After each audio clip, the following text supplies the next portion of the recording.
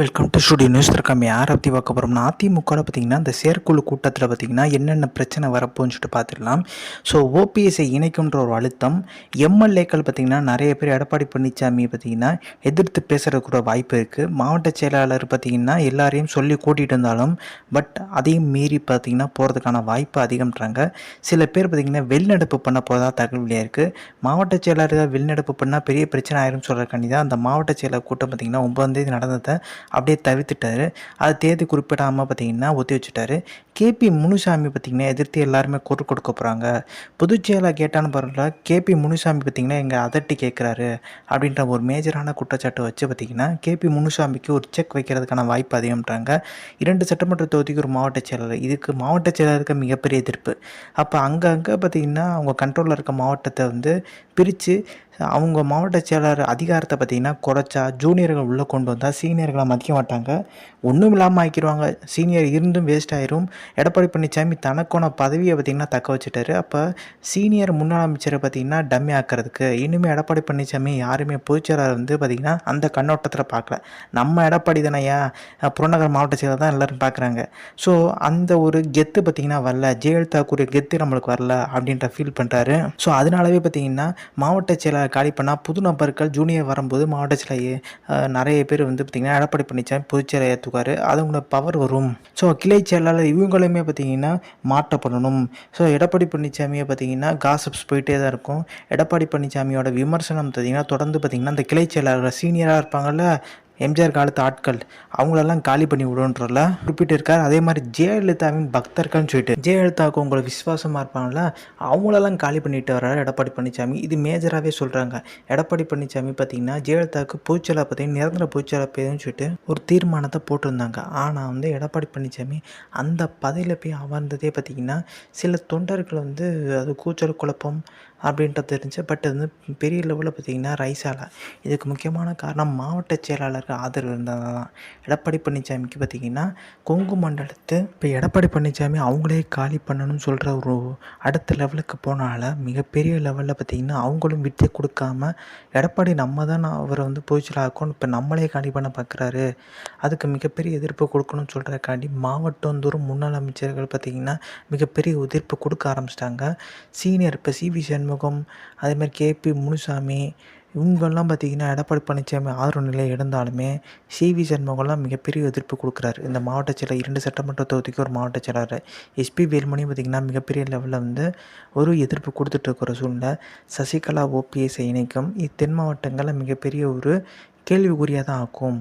தென் மாவட்டங்களில் ஜெயிக்கணும்னா சசிகலா கொண்டு வந்தீங்கன்னா ஜெயிக்க முடியுமா ஜெயிக்க முடியான்றது அடுத்த பட்சம். சசிகலாவோட பலம் என்னன்னு தெரியாது, பலவீனம் என்னன்னு தெரியாது.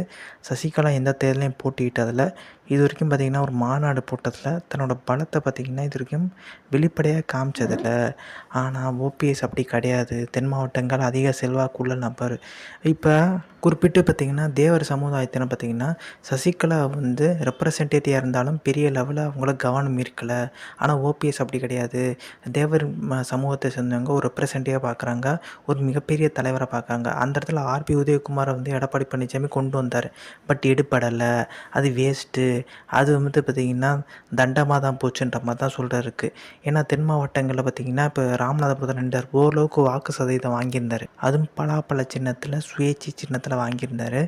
இதுக்கும் மேலே பார்த்திங்கன்னா 5 இடங்கள் டெபாசிட் காலி அதிமுக தென் மாவட்டங்களில் தான் அது வருது. அது மட்டும் கிடையாது, அதிமுகவில் நிறைய நிர்வாகிகள் அவங்க பார்த்திங்கன்னா தென் மாவட்ட சேர்ந்த நிர்வாகிகள் கிளைச்சியில் வந்து ஓபிஎஸ்க்கு ஆதரவான இல்லை. அப்போ ஓபிஎஸோட பலம் என்னன்றது எடப்பாடி பழனிசாமிக்கு கிளியராக தெரியும். ஓபிஎஸ்ஸை எதிர்த்தோம்னா தென் மாவட்டங்களில் காலி. சசிகலாவோட சப்போர்ட் இருந்தாலும் ஜெயிக்க முடியுமான்ற ஒரு கேள்வி இருக்குது. இப்போ டிடி தினகரனுக்குன்ற ஒரு செல்வாக்கு இருக்கும். ஆனால் அதிமுக ஓட்டு இணைஞ்சிருந்துச்சுன்னா ஓரளவுக்கு ஜெயிச்சிருக்கலாம். ஆனால் கொங்கு மண்டலத்தில் பார்த்திங்கன்னா நினைக்கிறாங்க அவங்க அங்கெல்லாம் ஜெயிச்சுருவாங்க. தென் மாவட்டங்களில் முன்னாள் அமைச்சர்கள் நினைக்கிறாங்க கொங்கு மண்டலத்தில் இருக்கிறது தான் எடப்பாடி பழனிசாமி, அங்கிட்டு இருக்க முன்னாள் அமைச்சர் ஜெயிச்சுருவாங்க, நம்மளோட லைஃப் தான் கேள்விக்குறியாகும், நம்மளோட எம்எல்ஏ பதவியை தக்க வச்சுக்கிறது ஓபிஎஸ்ஸை வந்து இணைக்காக தான் முடியும்.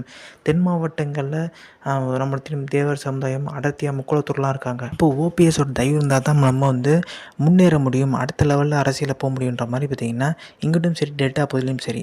இதை வைத்தியலிங்கம் பார்த்திங்கன்னா ஒரு சில நபர்கிட்ட பேசினதாக சொல்கிறாங்க. முன்னாள் அமைச்சர் காமராஜர்கிட்டே பேசினதாக சொல்கிறாங்க. காமராஜருக்கும் எடப்பாடி பழனிசாமிக்கும் பார்த்திங்கன்னா முட்டிக்கிச்சு. இப்போ எடப்பாடி பழனிசாமி முன்னாள் அமைச்சர் காமராஜர் தொடர்ந்து பார்த்திங்கன்னா கண்காணிப்பில் இருக்கார், கண்காணிச்சிட்டே இருக்கார். இது ரீசெண்டாக பார்த்தீங்கன்னா இந்த காவேரி விஷயமா பார்த்திங்கன்னா அனைத்து கட்சி கூட்டம் நடந்துச்சு. அந்த கட்சி கூட்டத்தில் பார்த்திங்கன்னா எப்பயுமே வந்து முன்னாள் அமைச்சர் காமராஜர் வந்து போகன்ற எதிர்பார்ப்பு. ஆனால் ஓஎஸ் மணியை அனுப்பிச்சி விட்டாங்க. ஓஎஸ் மணியன் போனதுக்கு பார்த்திங்கன்னா காமராஜ் கேட்டிருக்காரு எடப்பாடி பழனிசாமிகிட்ட, ஏங்க என்னையை அனுப்பாமல் அவரை அனுப்பிச்சிருக்கீங்கன்ற மாதிரி. சீனியர்ப்பா அதனால தான்ப்பா அனுப்பிச்சிருக்கேன்ற மாதிரி. இது காமராஜ் தரப்ப என்ன சொல்கிறாங்க, சீனியர் ஜூனியருக்கு முக்கியத்துவம் கொடுத்தா அப்போ எதிர்க்கட்சி தலைவர் பார்த்திங்கன்னா ஓபிஎஸ் சீனியர்களை அவர்கிட்ட கொடுத்துருக்கலாமே. தென் மாவட்டங்களில் எதிர்க்கட்சி துணைத் தலைவர் பதவி பார்த்திங்கன்னா செல்லூர் ராஜு கொடுத்துருக்கலாமே. எதுக்கு உதயகுமார் கொடுத்தீங்கன்ற அடுத்தடுத்த கேள்விகள் பாஞ்சு எடப்பாடி பழனிசாமியை லாக் பண்ணுற அளவுக்கு பார்த்திங்கன்னா கேள்விகள் போயிட்டுருக்கு. அப்போ சீனியர்களுக்கு தான் பதவினா எடப்பாடி பழனிசாமி பொதுச்செயலாளர் ஆகிறதுக்கு பதிலாக வேறு யாராச்சும் சீனியர்களை ஆக்கி விட்டுருக்கலாமேன்ற ஒரு கேள்வி இருக்குது.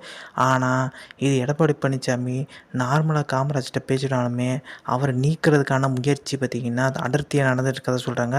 அங்கே டெல்டா பகுதியில் பார்த்திங்கன்னா ஒரு சில மாவட்ட செயலாளரை உருவாக்குறதுக்கான வாய்ப்பு இருக்குது. எடப்பாடி பழனிசாமி பார்த்திங்கன்னா இந்த முன்னாள் அமைச்சர் காமராஜருக்கு செக் வச்சாலுமே டெல்டா பகுதியில் ஜெயிக்கணும்னா ஓபிஎஸ் ஆதரவு வேணுன்ற மாதிரி வைத்தியலிங்கம் பேச்சுவார்த்தை நடத்தியிருக்காரு. உண்மையிலேயே ஓபிஎஸ்க்கும் எடப்பாடி பழனிசாமிக்கும் பிரச்சனைன்னு கேட்டிங்கன்னா அதை விட வைத்தியலிங்கமுக்கும் எடப்பாடி பழனிசாமிக்கு தான் மேலும் பிரச்சனை பார்த்திங்கன்னா ஊதி போயிட்டே இருக்கதா சொல்கிறாங்க. இந்த செயற்குழு கூட்டம் பார்த்திங்கன்னா ஒரு ஃபெயிலியர் தான் சொல்கிறாங்க. பெரிய லெவலில் பார்த்திங்கன்னா இந்த அவசர செயற்குழு கூட்டம். ஆனால் எடப்பாடியோட அணியினர் என்ன சொல்கிறாங்க, வருஷத்துக்கு 2 டைம் வந்து கூட்டணுங்க செயற்குழு, அப்போ தாங்க கட்சி, அதானங்க ரூல்ஸு, ஒரு தடவை பொதுக்குழு கூட்டணுங்க அப்படின்னு தான் ரூல்ஸ்ன்ற மாதிரி சொன்னாலுமே இது ஏற்புடையதல்ல. அதிமுகவில் பார்த்திங்கன்னா உட்கட்சி பிரச்சனை விஸ்வரூபம் எடுத்திருக்கு. மீண்டும் பார்த்திங்கன்னா பிளவுக்கு வாய்ப்பு இருக்குது. அந்த பிளவில் தான் பார்த்திங்கன்னா சசிகலா ஓபிஎஸ்லாம் இணையறதுக்கான வாய்ப்பு இருக்குது. எடப்பாடி பழனிசாமியால் கட்சியை ஹேண்டில் பண்ண முடியல, அவருக்கு பெரிய லெவலில் ஆதரவு இல்லை. எடப்பாடி பழனிசாமி இந்த தேர்தல் தோல்விக்கு ஒன்று பொறுப்பேற்றிருக்கணும், இல்லை தேர்தலில் இப்போ வந்து என்ன தப்பு நடந்திருக்கு, எந்த நிர்வாகி வேலை செய்யலை, அவங்கள கட்சி விட்டு நீக்கியிருக்கணும், இல்லை அவங்ககிட்ட பதவியாச்சும் பிடிங்கணும். எதுவுமே பண்ணாமல் சும்மா ஆலோசனை கூட்டம்னு சொல்லிட்டு நல்லா பெர்ஃபார்ம் பண்ணியிருக்கீங்கப்பா. இது என்னத்தில் வந்து பார்த்திங்கன்னா இப்படி பண்ணியிருக்கான்னு தெரியல. ஆனால் எடப்பாடி பழனிசாமி பார்த்திங்கன்னா ஒரு விஷயம் வந்து கவனிச்சா தெரியும். முன்னாள் அமைச்சர் ஒரு 6 பேர் போய் பேசுனாங்கல்ல ஓபிஎஸ் எனக்குன்னு சொல்லிட்டு, அவங்க தொகுதி விட்டும் பார்த்திங்கன்னா கராராக நடந்துக்கிட்டாராம்.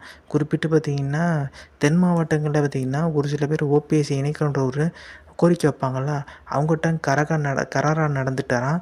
ஸோ இது பார்த்திங்கன்னா எஸ்பி வேலுமணிக்கும் முனுசாமிக்கும் இடையே அந்த ஆலோசனை கூட்டம் மோதிரம் வந்ததாக சொல்கிறாங்க. ஸோ இந்த மாதிரி இருக்க சூழ்நிலை எடப்பாடி பழனிசாமிக்கு இந்த செயற்குழு கூட்டம் ஒரு சேலஞ்சிங்காக தான் இருக்கும். செயற்குழு முடிவில் பார்த்திங்கன்னா நிறைய பேர் வெளிநடப்பு பண்ணுறதுக்கான வாய்ப்பு இருக்குது அப்படின்ற விஷயம் வெளியே இருக்குது. ஸோ இந்த information like share subscribe. Thanks for வாட்சிங் திஸ் வீடியோ.